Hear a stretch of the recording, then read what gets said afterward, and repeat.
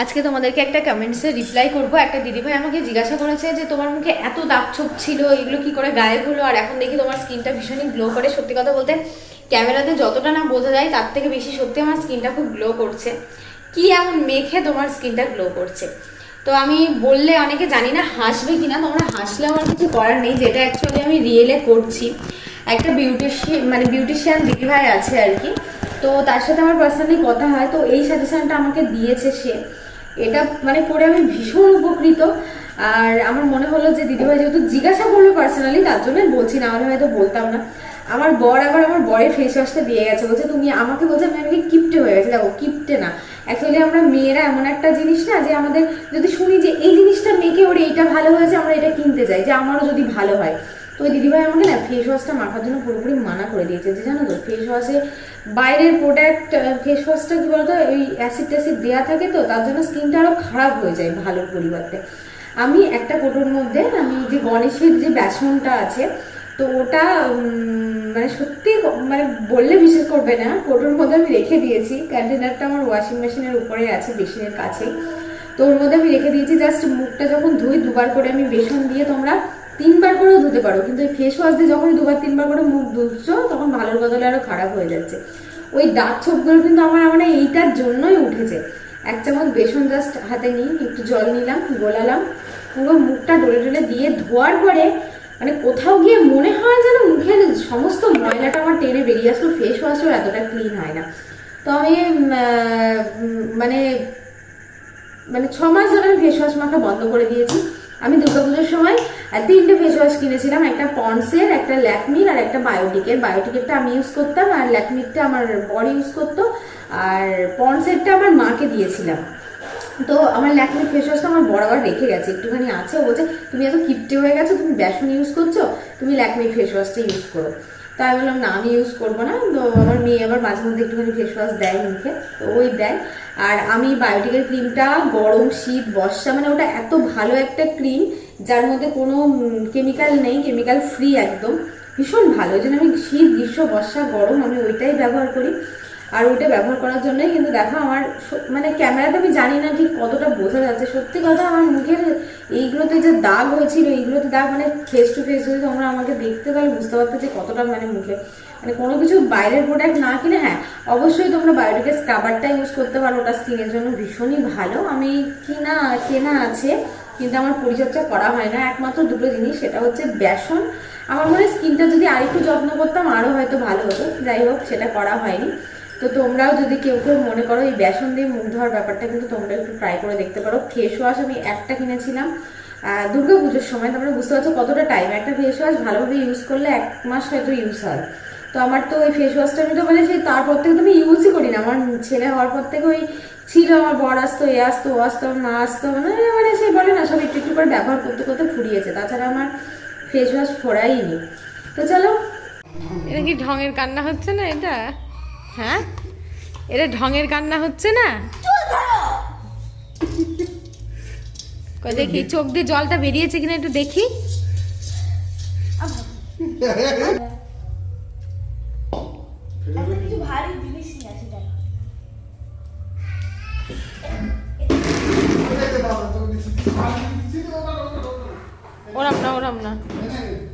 ওরাম না দিদা, ওরাম করে ভাঙতে হবে। এত সুন্দর ভাঁড়াটা ভেঙে ফেলবি, তার তখন টাকাগুলো রাখবো কোথায় ভেঙে?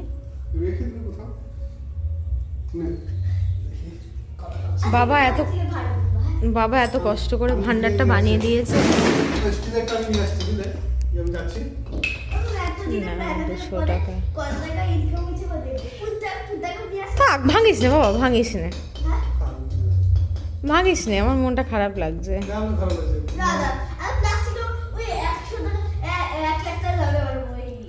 কই ইয়ে করো দেখি, এরকম করে বাড়ি মারো, একবারে ভাঙো না। ওরম না, বাড়ি মারো একবারে, দুজন মিলে দম করে বাড়ি মারো, ভেঙে যাবে। পাথর ভাঙে না, পাথরে কিচ্ছু হবে না, মাটির জিনিসে না। ওরম করে ভাঙবে না, দুজন মিলে ধরো আর দরম করে বাড়ি মারো। ভাঙিস না বাবা, মন চাইছে না আমার ভাঙতে। ভাঙিস না, ভেঙো না, মন চাইছে না আমার। না না না না, ভান্ডারটা অনেক ভালো, সুন্দর একটা ভান্ডার। ভেঙো না, ভেঙো না।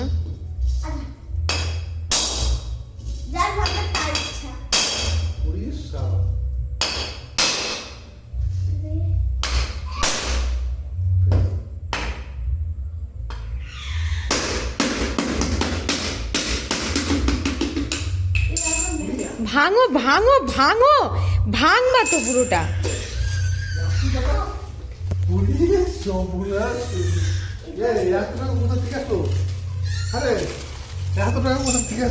আমিও সেটাই ভাবছি, সেভিং থাকবে। আরে মা খুব টাকা হচ্ছে দেখো।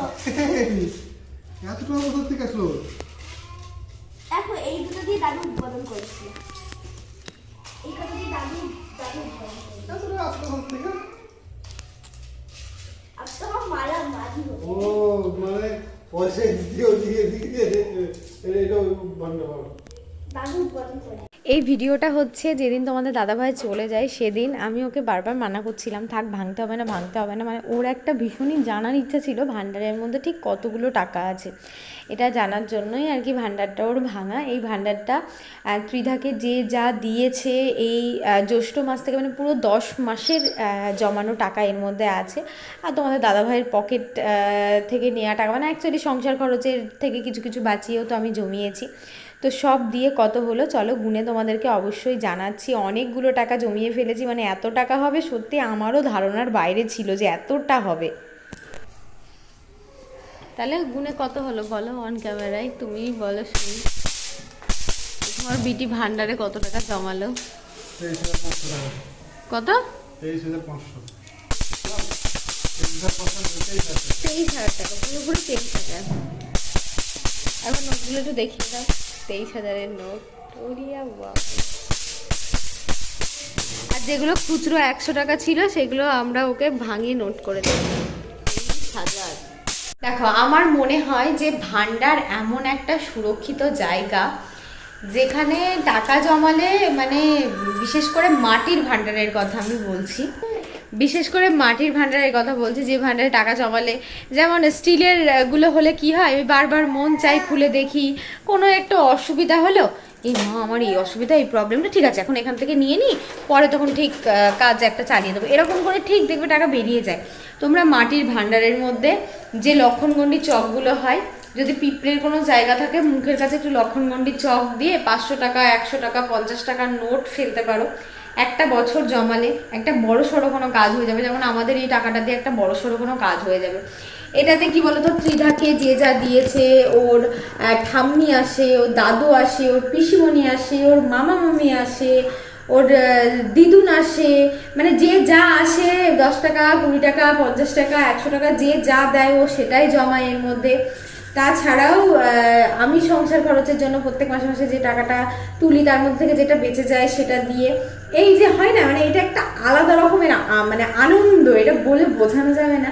মানে দেখো এমনি তো সংসারের টাকা একটা আলাদা ব্যাপার, কিন্তু এই যে সমস্ত কিছু বাঁচিয়ে সব জায়গাটা এক জায়গায় করে, এটা তো একটা হিসাবের বাইরের এতগুলো, এতটা বড় একটা অ্যামাউন্ট, এটা তো একটা আনন্দকর ব্যাপার হবে। আমার তো কি ভীষণ পরিমাণে আনন্দ লাগছে বলে বোঝাতে পারবো না।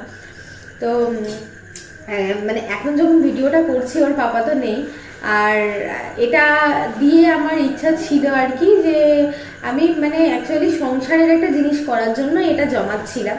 আমি যখন জমানো শুরু করেছিলাম তখন আমি ভেবেছিলাম যে আমি এই ভান্ডারে টাকা জমিয়ে একটা ওয়াশিং মেশিন কিনবো।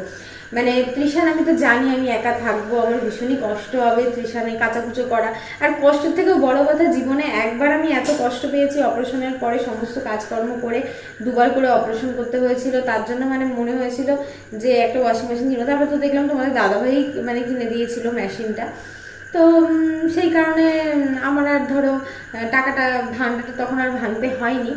তো ওই জন্য এখন যখন ভাঙলাম ভাবছি একটা সংসারের জিনিসই করব। তো এই মুহূর্তে যেটা সব থেকে আমার সংসারের জন্য বেশি দরকার সেটা হচ্ছে একটা ডাইনিং টেবিল। তো প্লাস্টিকের টেবিল তো তোমাদের দাদাভাই অনেকবার কিনতে গেছে, আমি কিনতে দিইনি, কারণ আমার একটু প্লাস্টিকের টেবিলটা একটু পছন্দ না। ওই মনে হয়েছিল যে একবার প্লাস্টিকের টেবিল নিলে আর নেওয়া হবে না, তো কাঠের একটা যদি ভালো মতো ডাইনিং টেবিল নিতে যাই এর মধ্যে আরও অনেকটা অ্যামাউন্ট পে করতে হবে। তো আর সেটার জন্য আমাকে একটা মাস ওয়েট করতে হবে, কারণ আমার নেক্সট একটা ইউটিউব পেমেন্ট এখনও এর মধ্যে দিতে হবে, মানে মোটামুটি 40 একটা বড় অ্যামাউন্টের ব্যাপার, 40-45 হাজার টাকার ব্যাপার। তো দেখা যাক কি হচ্ছে। এতটাই ফুল হয়ে গেছে, বারবার ভিডিওটা কেটে কেটে যাচ্ছে। তো যাই হোক, আজকের ভিডিওটা এই পর্যন্তই। সবাই ভালো থেকো, সুস্থ থেকো, সাবধানে থেকো। নেক্সট একটা ভিডিওতে দেখা হবে খুব তাড়াতাড়ি।